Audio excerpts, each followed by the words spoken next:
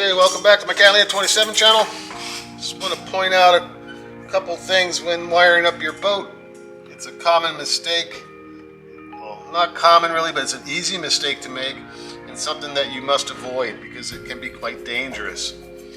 Now, when you're connecting wires to a terminal, whether it's a lug for the battery or a terminal block, it's important that, one, when you're adding more than one wire, put the highest load on first, followed immediately by the next size load, the next one down.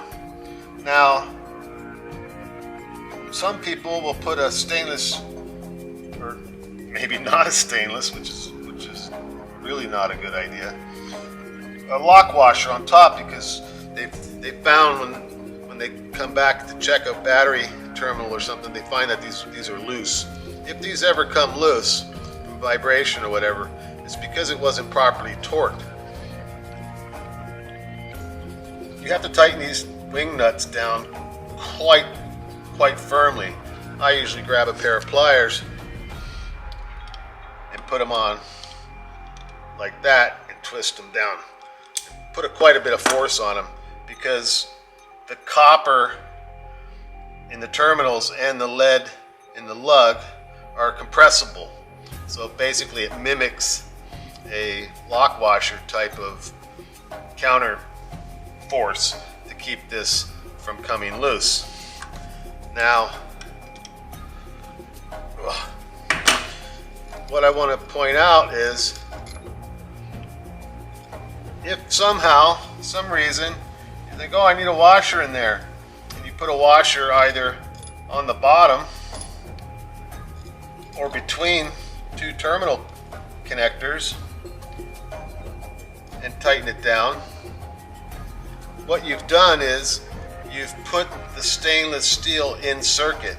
The current from this load has to go through the washer before it can get to the top of that terminal and consequently through to the lug, which is a problem because stainless steel, while you would think, oh, it's steel, it's got to be highly conductive, it is in fact not highly conductive. It is quite a big resistor if it winds up in the circuit. So you can, if you want to, put a stainless washer, lock washer on top and then tighten that down. That way the stainless steel is not actually in the circuit. The electricity goes from the lug to the terminal, through to this terminal, and then out to the loads, which is fine.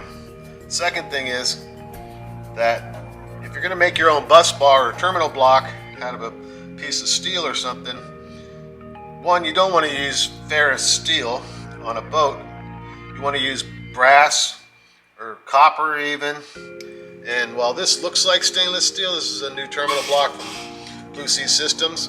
The screws themselves, and these washers that I just have, but for demonstration, they don't come with washers because they don't need them. This is nickel-plated brass. It's quite soft. These are stainless screws, and when you run your wires in your connections, you just put the screw on there and tighten it down firmly. It even gives you a torque spec, but not that anybody follows that, but it's 18 inch-pounds recommended, so that's like 1 foot-pound of torque on these screws to tighten them up, and they'll stay like that pretty much forever. Now, again, you can put a stainless lock washer in there, but again, it's not necessary, and you don't ever want stainless steel in a circuit. It will cause problems with voltage drop. It'll starve circuits, loads for current, and it could potentially heat up quite a lot, enough to catch some of this stuff on fire or melt terminal blocks, just cause trouble all around. I've seen many people, not many, but a few people struggle to figure out why their macerator pump just works so slow. It's like, I don't get it. Well, it turns out they had a stainless washer mistakenly underneath and in circuit of the terminal or the wire, and that was causing a significant voltage drop and a high resistance, and just starved the load, the pump, for current. So you want to avoid that. Again, no stainless steel bus bars, no ferrous metal bus bars. You have to use just brass or nickel-plated brass, and do not allow any stainless to get into circuit anywhere on the boat. And that's pretty much that. So yeah, see you next time. Bye.